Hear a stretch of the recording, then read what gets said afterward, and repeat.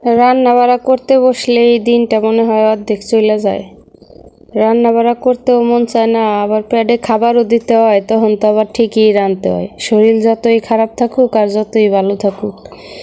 এখন শীতের দিনে যে কোনো তরকারিতে ধনেপাতা না দিলে ভাল লাগে না। যাই হোক, বলতে নিছিলাম শরীরটা যতই খারাপ থাকুক তারপরেও ছেলে মেয়ে ঘরে থাকলে রান্না বাড়া করাই লাগে। যদি হেল্প করার মানুষ না থাকে, যতই আপনি অসুস্থ থাকেন, বিছানায় শুয়ে থাকেন বা যেভাবে যে অবস্থায় থাকেন, তারপরেও কিন্তু ছেলে মেয়ের মুখের দিকে চাইয়া কিন্তু রান্নাঘরে যাইতেই হয়।